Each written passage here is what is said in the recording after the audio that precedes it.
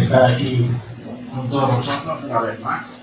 Bien sabéis lo que formáis parte de este evento, que también forma parte de mí.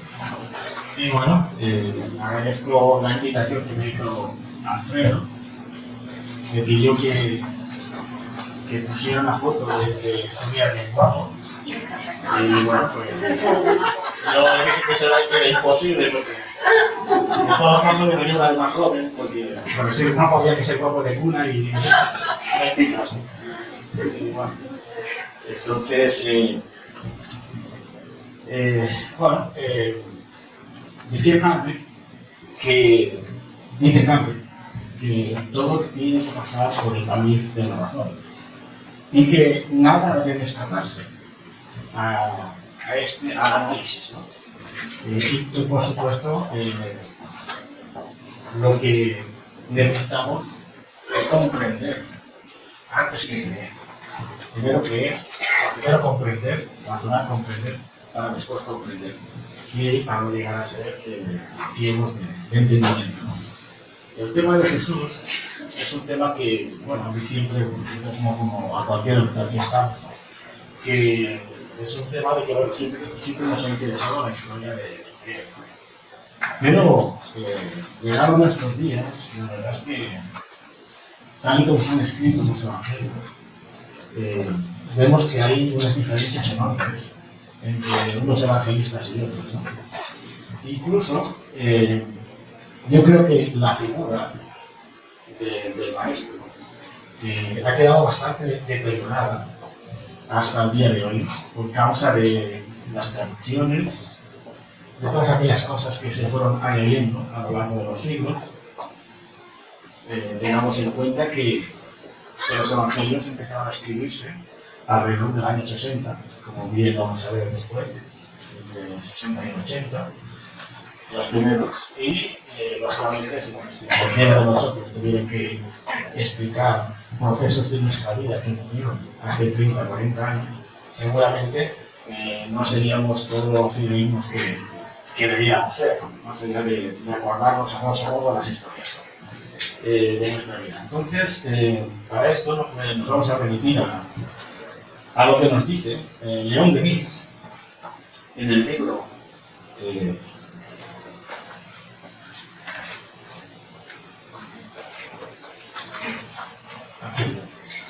Cristianismo y Espiritismo, en el primer capítulo, él nos dice lo siguiente, que Cristo nada escribió, eso lo sabemos todos. Sus palabras fueron transmitidas de boca a boca y posteriormente transcritas en diferentes épocas, mucho tiempo después de su muerte. Una tradición religiosa popular se formó poco a poco, tradición que sufrió una constante evolución hasta el siglo IV. Durante ese periodo de 300 años, la tradición cristiana jamás prevaleció estacionaria, ni semejante a sí misma, alejándose de su punto de partida. Bueno, esto es, lógicamente, si los propios apóstoles no entendieron al propio maestro en su verdadera esencia, aquellos que siguieron a los apóstoles, aún menos. Y a medida que se fueron alejando de él, pues de alguna forma, a través del tiempo, se fueron añadiendo cosas, quitando otras, en fin, modificando un poco la esencia del Dios. Aquí dice León Denis que no es sino a partir del año entre 60 y 80, que además coincide con la época de la diáspora. La época en que Jerusalén fue destruida por los romanos, una época muy confusa. Aparecen las primeras narraciones escritas. La de Marcos al principio, después las primeras narrativas se dice Mateo y Lucas.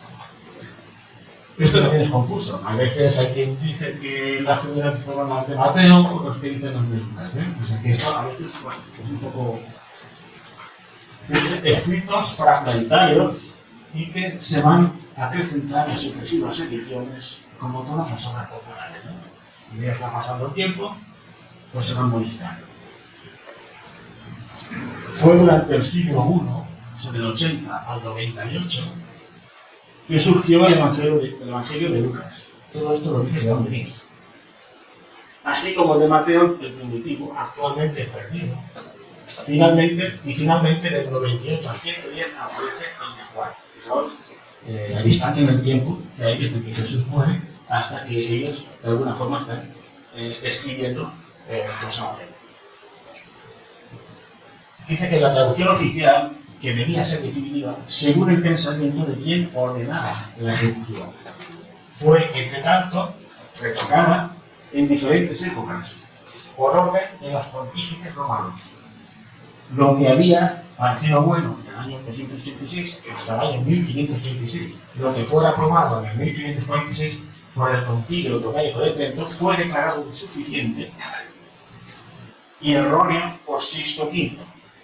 En 1590 se hizo una nueva revisión por su orden, mas la propia edición que de ahí resultó y que traía su nombre fue modificada a la ley por Clemente VIII en una nueva edición, que es la que hoy está en uso y con la cual han sido hechas las traducciones francesas de los libros canónicos, sometidos a tantas rectificaciones a través de los siglos. A ver si aquí. Quiero leer esto en la primera parte del primer capítulo de este libro, porque nos sitúa muy bien, ¿no?, en lo que queremos expresar. De todas formas, los evangelios, como que fueron traducidos también a tantos idiomas, eso lo vemos también en el libro de los Espíritus. Lo leemos en distintas ediciones y nos encontramos muchas veces, y cuando estamos leyendo libros de distintas ediciones, nos olvidamos un libro porque las palabras son diferentes, a veces el cambio de una coma, la frase nos la trastorna, ¿verdad? Y dice, en la versión griega de los evangelios y de los actos, la palabra espíritu está muchas veces aislada.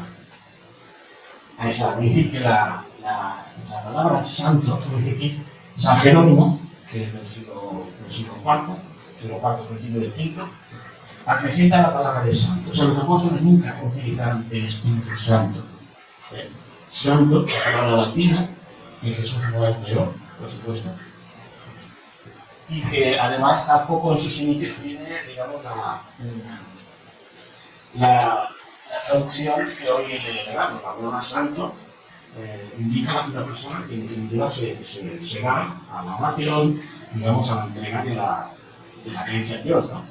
También tiene otro significado, que es aquel hermano en creencias, es decir, en creencias de tipo religioso. Nosotros aquí seríamos santos en el sentido de que tenemos una creencia común, ¿verdad?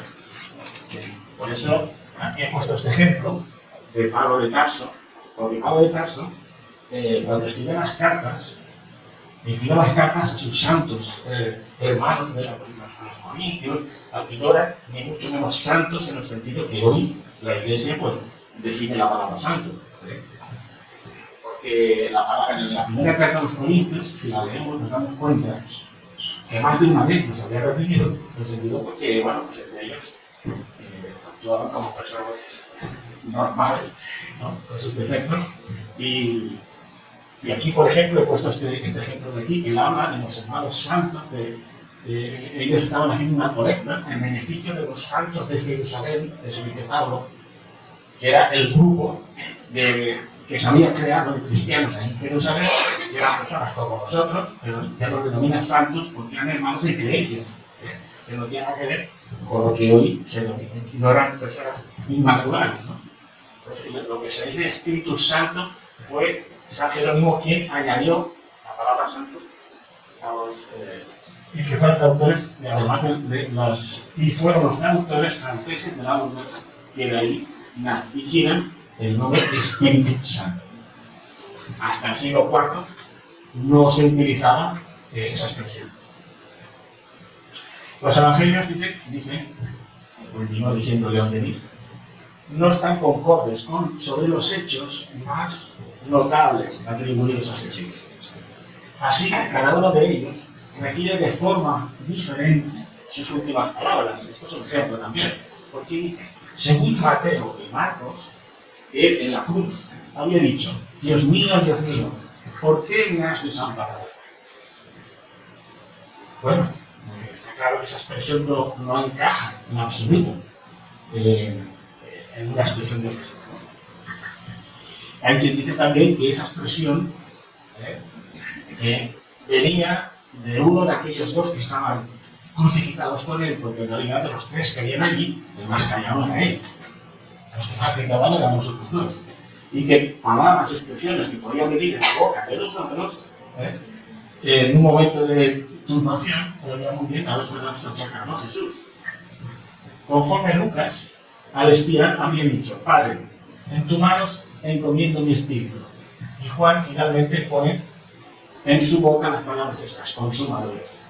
O sea, como estamos viendo, cada uno de ellos tiene su propia misa. Nosotros nos inclinamos más por la de Juan, puesto que él estaba presente. Él estaba allí presente, ¿no? Por lo tanto, fue un testigo bien. Lo mismo se verifica con relación a la primera aparición de Jesús. Aún en eso, los evangelistas no están de acuerdo. Mateo habla de dos mujeres que juntas lo vieron Cristo. Al decir de Lucas, fue a los dos discípulos que se dirigían hacia Maús que en primer lugar Cristo se mostró. Marcos y Juan señalan únicamente a María Magdalena como testigo de su primera aparición. Muy bien. Y luego dice, si los evangelios son aceptables en muchos puntos, esto es bien necesario someter su conjunto a la inspección del razonamiento. Eso es lo que León Denis pide. Todas las palabras, todos los hechos que en ellos están consignados no podrían ser atribuidos a Cristo. Lo dice así de claro. ¿No? Entonces, lo que vamos a tratar de hacer es, he puesto algunos pasajes del Evangelio para que hagamos un análisis sobre esos pasajes.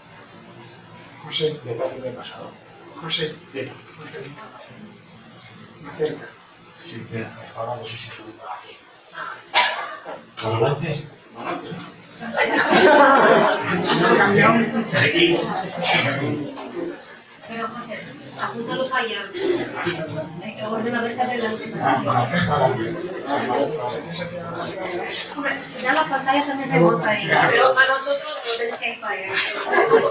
He cogido el truco a mitad de conferencia. Se ha peligroso, ¿no? Entonces te explico luego que pillé la mitad de la conferencia. Muy bien. Vale, entonces pasamos a la siguiente. Bien, la tentación de Jesús. Esto los apóstoles, tengamos en cuenta una cosa. Cuando los apóstoles, después de la muerte de Jesús, los apóstoles muchas veces también utilizaron palabras para hablar con la gente, con aquellos que estaban explicando la vida de Jesús. Utilizaron ejemplos. Otras veces, de alguna forma para querer aumentar, darle mayor importancia al asunto, exageraron los hechos, como vamos a ver más adelante. Entonces, lo de aquí dice Alan Kardec, esto dice en la Génesis capítulo 14, ítem 52. Él dice que en realidad la tentación de Jesús fue una parábola, no fue un hecho, no fue un hecho histórico. Los apóstoles lo explican como si realmente fuera algo que sucediera, algo que pasó. Pero todos sabemos que eso es imposible, ¿no? Hoy, quizás en aquella época fuera creíble, ¿no? ¿Verdad? Pero hoy sabemos que, hoy conocemos desde el punto de vista espírita, los trabajos de la desobsesión, precisamente, sabemos que, y él lo explica en muchas ocasiones, como una simple palabra suya, una simple expresión suya era suficiente para que los espíritus sociales de alguna forma se orientaran o desaparecieran. Pero para que la tentación de Jesús, la verdad es que el único que explica es una parábola, aunque está explicada de forma que parece que él sea el testigo real. Fijaos qué cosa que ahora cuando uno lo lee parece casi absurdo. Jesús lleno del Espíritu por Dios del Jordán, fue llevado, lo remarco porque no quiero leerlo todo, ¿no? Porque no quiero tampoco que sea una cosa muy larga, fue llevado por el Espíritu al desierto por 40 días y era tentado por el diablo. Esa de la cifra de 40 además es una cifra que aparece mucho en la Biblia, ¿no? Entonces el diablo le dijo: si eres hijo de Dios, di a esta tierra que se convierta en pan. Parece ser que en 40 días sin comer, como ofrece. Se hacía un poco largo. Y el diablo le llevó a un monte alto y le mostró un momento todos los reinos de la tierra. Y le dijo el diablo, a ti te daré toda esta potestad y la gloria de ellos, porque a mí me ha sido entregada. Y a quien quiero, se la doy. Si tú postrado me adorares, todo será tuyo. Claro, quizás en aquella época incluso pudiera ser creíble, pero hoy, 2000 años después, no podemos aceptar esta realidad, ¿verdad? Es imposible. Y el mismo Carver dice, en Génesis capítulo 14, dice, Jesús transportado por el diablo a largo del templo, y luego a la cima de una montaña, con ese tentado, constituye una de esas palabras que la espiritualidad del pueblo transformó en hechos materiales, ¿verdad? En la época de Jesús era una época que, bueno, el mito tenía mucha fuerza. Hoy ya no vivimos de mitos, hoy tenemos que vivir más bien de lógica.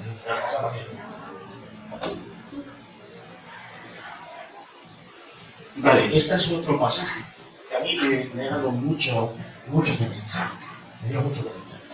Y a veces cuando estás leyendo los capítulos, hay algunos que siguen los versículos y son coherentes cuando los vas leyendo. Pero hay otros capítulos que encuentras que en mitad de ellos lo que hay es una especie de corte y pega. Y entonces dices, bueno, parece que hay un corte, habla de cosas diferentes y seguimos, ¿no? Y aquí dice, estamos hablando de esa famosa oración que Jesús hace en el Monte de los Olivos antes de que lo apresen, que él suda la sangre y está diciendo, Padre, si quieres aparte de mí este cáliz, pero no se haga mi voluntad sino la tuya. Y sudó como gruesas gotas de sangre que corrían hasta la tierra. Claro, a esta oración se ha dado mucha importancia. Porque claro, se supone que era humano como nosotros, tenía que tener sus propias debilidades. Pero tengamos en cuenta que la venida de Jesús fue preparada, voy a decir milenios, pero quizás mucho más, ya que era enviado. De tal manera que eso él diría como si recientemente preparado. Sin embargo, la lectura lo que va a entender es que él se acobarda, él se echa atrás. Y él dice, si por mí fuera, yo no quiero, pero si tú quieres, allá tú, pero yo no. Es la sensación que da. Pero aquí en esto, lo que sorprende ver, es que es imposible saber si Jesús dijo o no dijo esta oración. Porque no hay testigos. Estaba completamente solo, en un momento de introspección, en un momento de oración. ¿Cómo se puede justificar que él hizo esa oración? Es imposible. Y además, lo chocante es que él, cuando llega al huerto de Getsemaní, va acompañado de Pedro, Juan y Santiago. Pero resulta que ellos se quedan a la puerta del huerto. Y Jesús se distancia de ellos a tiro de piedra. Es decir, estaba Jesús, lo podían ver, pero no podían oír. Porque es que además se quedaron dormidos. Y en los momentos previos, no hay una manifestación de ellos de que Jesús estuviera nervioso, que estuviera, sino al revés. Tanto es así que ellos rápidamente se duermen. Lo curioso es que cuando Jesús deja de hacer la oración y vuelve hacia ellos, los despierta, ¿verdad? Y él, en ese momento, los apóstoles no manifiestan en ningún momento que él estuviera tenso o nervioso.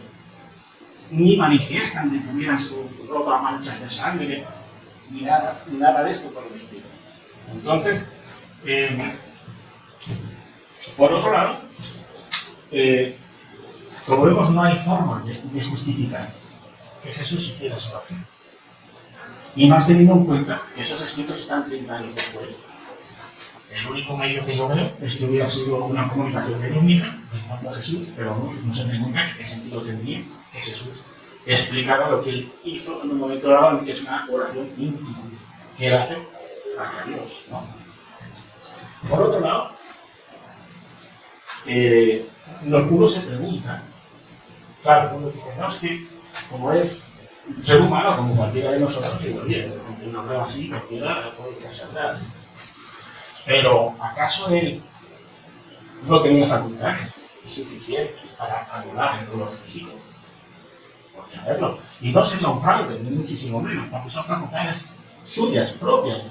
¿Acaso hoy no están operando a personas simplemente con un proceso de hipnosis. Y las están operando. Y personas, o acaso no estamos viendo las cirugías psíquicas que operan, te abren por la mirada en canal. Y estás hablando con ellos. Entonces Jesús no tenía las tablas. No se pregunta. Debía tenerlas, ¿no? El que andaba con las aguas, el que levantaba la mano y se detenían las tormentas. No tenía esas facultades de sobra, ¿verdad? Sin embargo, pienso que no las utilizó y no las utilizó por voluntad propia, que podía haberlo hecho. De hecho, cuando ha levantado, hay momentos que le tienen que ayudar a llevar la cruz, ¿no? Muy bien. Fijaos en la tranquilidad que él manifiesta después. Vemos los dos hijos de Zebedeo, Santiago y Juan, a un puerto cercano, según el relato de Lucas, Jesús se apartó de ellos como un tiro de piedra. ¿Vale? Y luego dice, levantándose de la oración, vino a los discípulos y encontrándolos dormidos, por la tristeza les dijo, ¿por qué dormís? Levantaos y orad, para que no entréis en tentación. No tiene nada que ver, imaginaos una cosa. En ese momento, en el que llega a sudar sangre, eso hubiera sido así. Ese nivel de tensión hubiera sido tan fuerte. Que cuando llega a ellos, los despierta, esa manifestación de tranquilidad hubiera sido una máscara. Es decir, por dentro está una tensión que no soporta y que está llegando a sudar sangre, pero frente a ellos no está tranquilo, hubiera sido una máscara, no se hubiera manifestado realmente como ese sentido. Bien, esto si después lo veis oportuno, pero claro, no, cada uno, y esto va a hacerlo comentado, yo quiero que las mujeres hagan énfasis de la fidelidad, ¿no?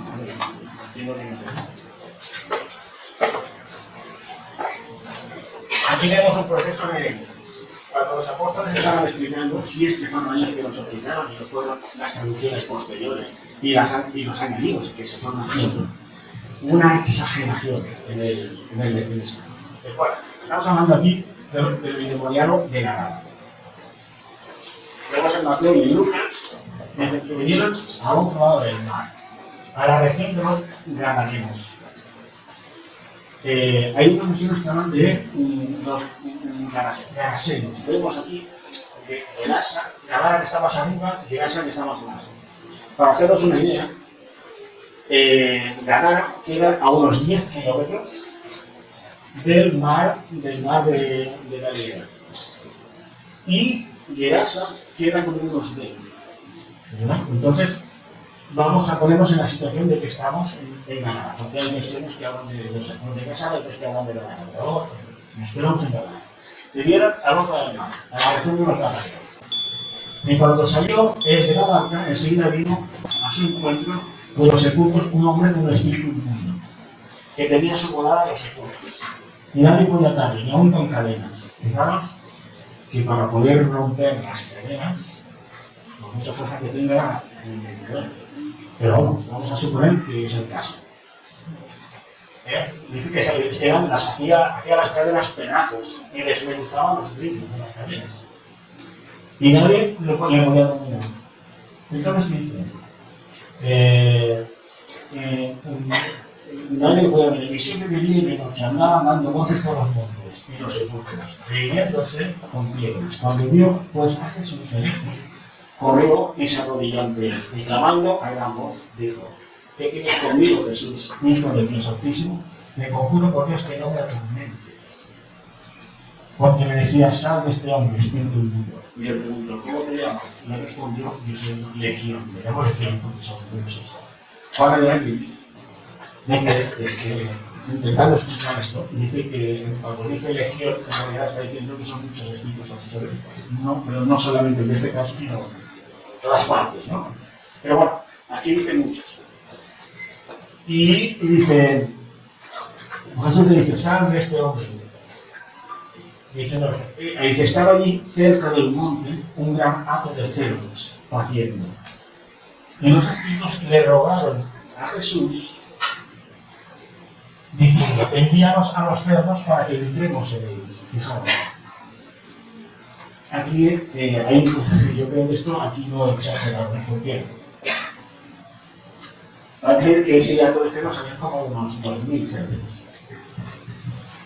Y Jesús, ellos le piden permiso a Jesús para que entrara en ellos.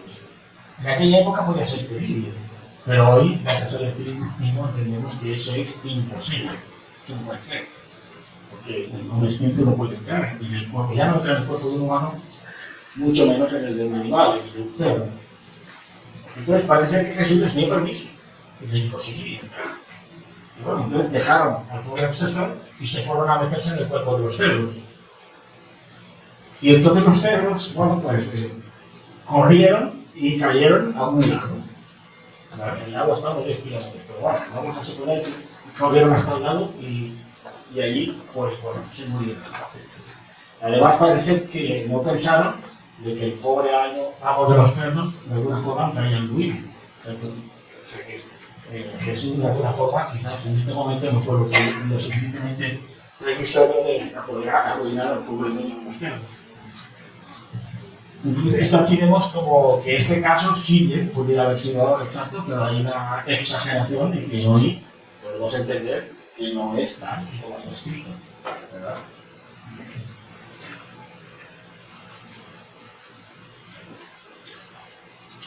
Esto me llevó a algo como alguien que me preguntó, me pidió mi opinión y no sabía contestar. Así que, como sabía contestar, que lo voy a peñar y aquí se encuentra la respuesta.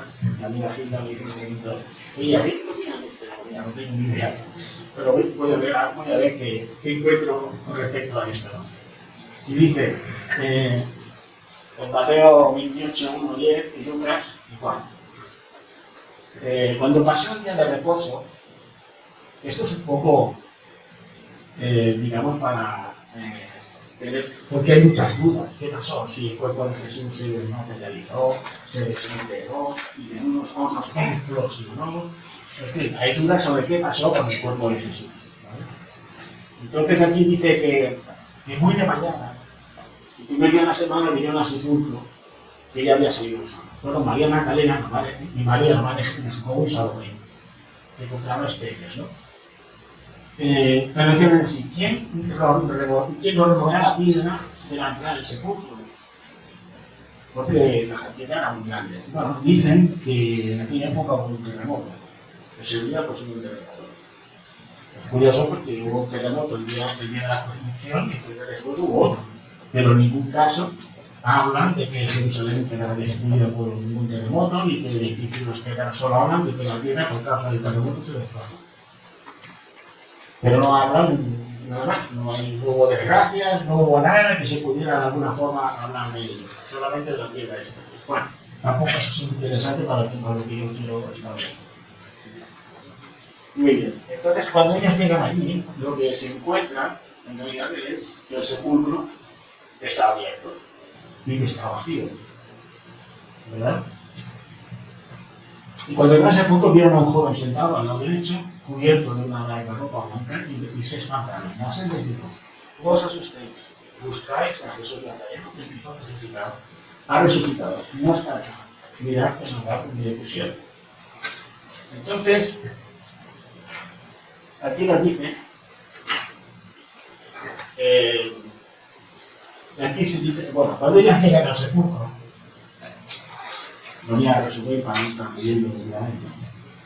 Ellas llegan al sepulcro y se encuentran que, bueno, pues Jesús no está. Y hay una cosa, ocurre una cosa curiosa que sí que esta parte de aquí, porque de alguna forma también clarifica un poco todo ese comentario que hay de la Semana Santa, y todo esto que si queréis también lo voy a comentar. Dice que cuando corrían los dos puntos, este era el caso de Pedro y Juan, que corrían hacia la tumba, que corrían los dos puntos, Juan corrió más deprisa que Pedro y llegó primero al sepulcro. Cuando se acercó, para mirar, vio los lienzos puestos allí. Pronto, tras él, llegó Simón Pedro y entró en el sepulcro y vio los lienzos puestos allí. Pero el sudario que había estado sobre la cabeza de Jesús no estaba puesto por los lienzos, sino enrollado en un lugar aparte. ¿Y eso qué nos indica? Nos indica, lógicamente, que alguien entró, le quitó el sudario lo envolvió, lo puso aparte y Jesús se lo llevaron. Porque la puerta estaba abierta. Si la puerta estaba abierta, no tiene sentido pensar que el cuerpo se desintegró, se desnaturalizó. Porque si la puerta estaba abierta, es que alguien entró y salió. Eso está claro, ¿no? Bueno, esto lo he puesto aquí precisamente para destacar lo que aquí dicen los apóstoles. Como el sudario que estaba sobre la cabeza no estaba puesto con los libros, sino enrollado en un lugar aparte.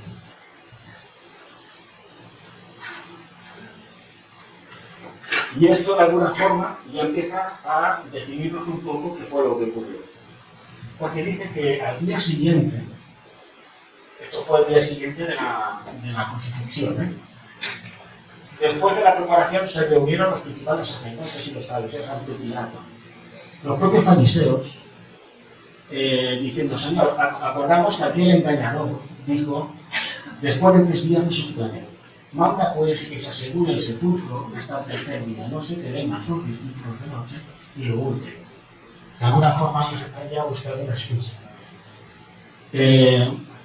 Y digan al pueblo que resucitó. Y el postrer día sería peor que el primero. Y Pilato les dijo, me pedí la guardia. El Pilato lo dijo, fue ceguer de la guardia. Pero el siguiente aún clarifica más de los hechos. Y dice, es curioso que cuando María Magdalena y las dos mujeres que la acompañaban llegan allí, se encuentran el sepulcro abierto. Cuando ellas van para hablar con los apóstoles, la guardia lo que hace es salir gritando para hablar con los judíos lo que había ocurrido. Y entonces dicen, esto está en Mateo capítulo 28. Mientras ellas iban, y aquí unos de la guardia fueron a la ciudad y dieron aviso a los principales sacerdotes de todas las cosas que habían acontecido. Y reunidos con los ancianos y habido consejo, dieron mucho dinero a los soldados. ¿Por qué? Porque estaban comprados. Estaban comprados, diciendo, decid vosotros. Eso que estaban diciendo los ancianos del Sanedrín a los guardias. Vosotros decid, sus discípulos vinieron de noche y lo hurtaron, estando nosotros dormidos. Y si esto lo oyere el gobernador, nosotros le persuadiremos y os pondremos a salvo. Y ellos, tomando el dinero, hicieron todo lo que se les había instruido. Y ese dicho se divulgó entre los judíos hasta el día. Esto yo creo que define con mucha claridad qué fue lo que ocurrió, ¿verdad? Parece que hay muchas dudas a ese respecto, pero desde mi punto de vista está claro que los que se deshicieron del cuerpo fueron los judíos. Precisamente creyendo que antes de los historias y dirían que antes de la resucitación, lo que hacemos es deshacerlos del cuerpo de la forma que sea.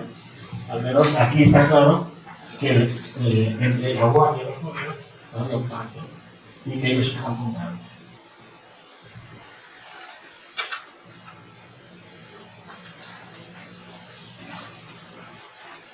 Esto este otro.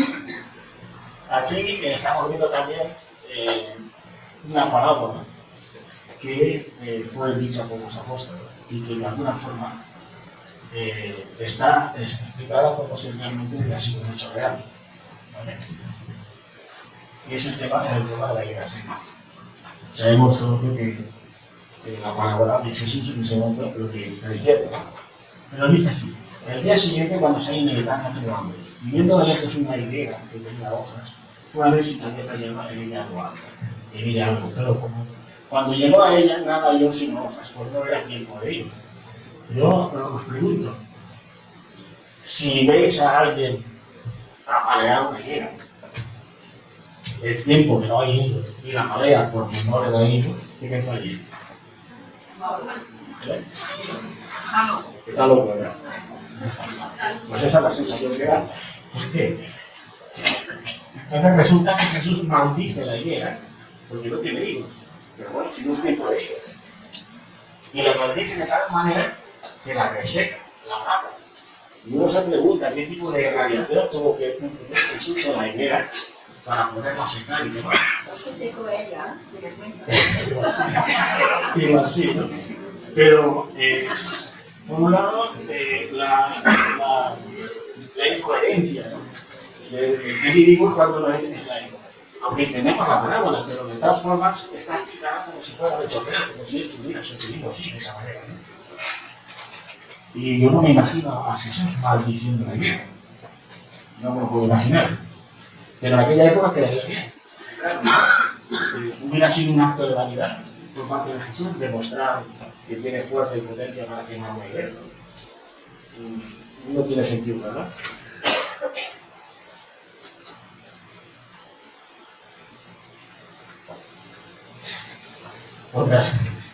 Otro pasaje que también nos resulta muy complicado, ¿sabes? El de Jesús dando latigazos en el templo, ¿verdad? Bueno, el Evangelio se lo describe en este pasaje, lo toca muy superficialmente, no profundiza. Pero tampoco parece muy lógico, ¿verdad? El único que habla de un látigo es Juan. Los otros sí que hablan de que derribaron las mesas de los cambistas y tal. Pero, si vamos a ver siguiendo el capítulo, vemos los versículos que continúan, estamos viendo, esto lo voy a leer, porque quiero que se vea. Que Jesús entró en el templo y echó allí a todos los que compraban y vendían. Yo me pregunto, cualquiera de vosotros que entrara a un mercado y se liara a tumbar mesas y a pegar latigazos y a destruir todo lo que allí hubiera, si pensáis que los jóvenes mercaderes iban a empezar a quedar más impulsados, mirando como cualquiera de los que estamos aquí, que estamos ahora, porque a fin de cuentas se ganaban el pan como normalmente, salvo al lado de los cambistas, y en aquella época, pues claro, lo que hacían era, digamos, lo que hacen los banqueros, y eso los judíos no entienden bastante bien, ¿no? Cambiaban monedas porque era, pues bueno, pues era un puesto donde se cambiaban monedas romanas, monedas griegas, los judíos y los cambistas lo que hacían era cambiar monedas por sacándose su beneficio. Usureros. Y bueno, dice eso. Los demás de alguna forma se van a dejar la vida de gallina, como cualquier mercado, ¿no? Se gana la vida normalmente. Salvo que, como llegan en un patio del templo, los sacerdotes y los levitas de alguna forma pudieran vivir de los impuestos de aquella gente pagana por estar vendiendo allí. Y que quizás fuera eso lo que él de alguna forma criticaba. Yo también pienso que sería tal vez más con su propia fuerza de su verbo, porque no parece lógico que él se vendiera con todo el mundo, ni tiene mucho que ver con sus enseñanzas, que convencerá a la gente aquella, porque fijaos en cómo siguen los párrafos. Jesús entra al templo y echó de allí a todos los que compraban y vendían. Tocó las mesas de los que cambiaban dinero y los puestos de los que vendían palomas. Escrito está, dijo, mi casa será llamada casa de oración. Esto es curioso porque él nació una vez, y en el caso de la samaritana, el caso de la mujer samaritana, cuando le dice bueno, que Dios, como para que Dios en casa, pues tiene el universo, no estaría que aquel cerrado por los ángeles, ¿no? Y Dios dice eso. Mi casa será llamada casa de oración, pero ustedes la están convirtiendo en otra vez. Sí, y después de ese proceso, después de ese estado de agresividad, la violencia y todo lo demás, dice, se le acercaron en el templo los ciegos y los cojos y los sanos. Me imagino que no podía estar en un estado de tranquilidad o para sanar en aquel momento ciegos y cojos, pero cuando los jefes de los sacerdotes y los maestros de la ley vieron que hacía cosas maravillosas, es curioso porque ahora estamos leyendo un contexto que de alguna forma está contradiciendo la parte anterior. Y que los niños gritaban en el templo, Hosana al hijo de David, sin gritar. Hoy es lo que esos están diciendo, protestaron. Claro que sí, respondió Jesús. No has leído nunca. En los labios de los pequeños de los niños de pecho has puesto la perfecta alabanza. Entonces los dejó y saliendo de la ciudad se fue a pasar la noche en el contraste la agresividad de la primera parte con la tranquilidad y la paz que se refleja justo después, ¿no?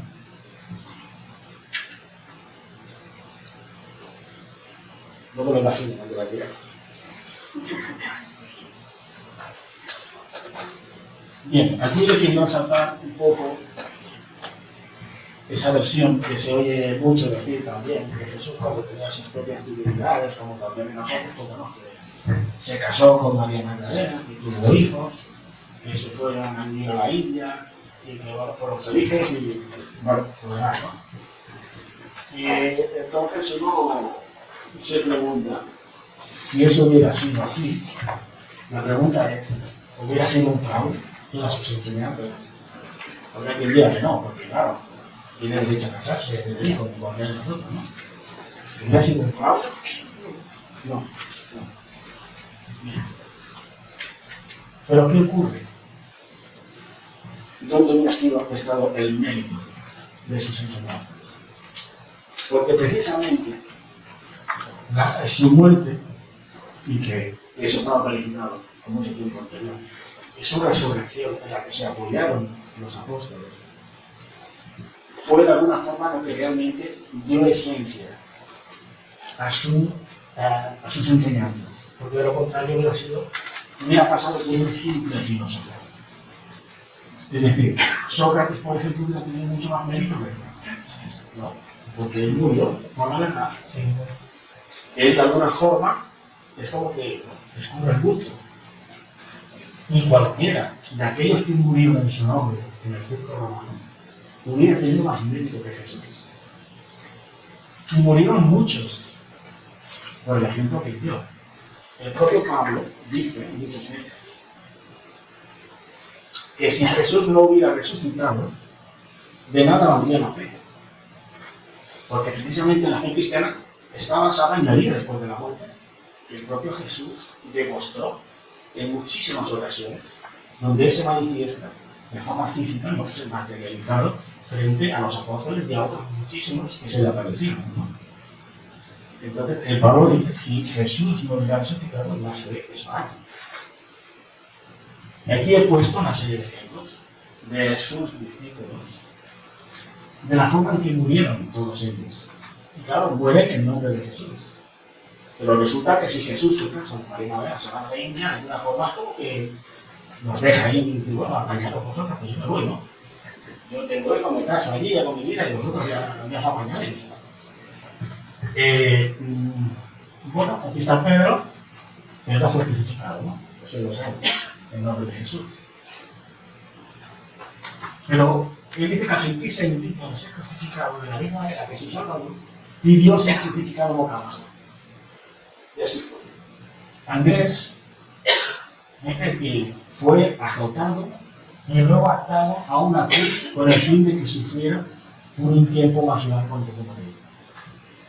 Juan dice que enfrentó el martirio cuando fue herido por un enorme caldero de aceite. Eso está en el libro de Pablo y Esteban, si lo habéis leído, como lo echaron a un caldero hirviendo. Santiago dice que, bueno, murió a espada, mató a espada. Aquí tengo, Herodes echó mano a algunos a la iglesia para macetarlo y mató a espada a Jacobo. Bartolomé dice, se conoce poco sobre la muerte de Bartolomé. Algunas fuentes simplemente afirman que fue martirizado, mientras otras señalan que fue despellejado vivo y decapitado. Otra fuente indica que fue desollado con cuchillos. Es un poco salvaje, ¿no? Pero bueno. Felipe dice que fue ahorcado hasta morir. Y otra versión dice que Felipe fue crucificado durante su ministerio en Egipto. Tomás dice que fue atravesado con una lanza o una espada. Mateo, que fue apedreado o atravesado con lanzas y luego decapitado. Santiago, no el hermano de Juan, sino Santiago, lo apedrearon y golpearon con un garrote hasta la muerte. Un tal Judas, que no se les cayó, fue crucificado y atravesado con piedras. Y bueno, y sobre esta versión yo creo que cuántas personas, cuánta gente, ya no solamente en el periódico, sino hasta el momento actual, han muerto en nombre de Jesús. Y repito, es que hubiera sido cualquiera de ellos, hubiera tenido más mérito. A la misma Juana de Cusa, recuerdo haber oído hablar a Aníbaldo cuando estaba ella en el circo romano, que la iban a quemar junto con el hijo. Y a ella le pidieron que negara a Jesús, porque era patricia, y que con solo negar a Jesús se podía salvar. Mientras el hijo me decía, madre, niega a Jesús, que me quemo. Y ella le decía, no, hijo mío, no niegues a Jesús. No hubiera sido eso más meritorio que no haber seguido a la India y haber dejado a los discípulos a su reino perdido, vamos a llamarlo así. Cualquiera de ellos, hay tantos casos. Y bueno, lo que más que nada pretendía era sacar un poquito las capas de polvo que durante tanto tiempo al Maestro Jesús, de alguna forma, pues, le hemos estado echando, de alguna forma, encubriendo la verdadera esencia del Maestro, el mensajero de la paz, ya que hoy hablamos de este tema. Él es el ser más grande del enviado. Como decía Divaldo Franco, Jesús no reencarnó en la tierra. Jesús encarnó, que es diferente. Por tanto, la única pretensión que tenga en este momento es, de alguna forma, intentar buscar más la esencia, la verdadera esencia, más allá de lo que está escrito, porque lo que está escrito por él, de él, está escrito por personas como nosotros, débiles, con muchas dificultades y con muchas incluso incapacidades de comprender, aún sea en estas dimensiones. Muchísimas gracias por este momento y hasta ahora en la ocasión.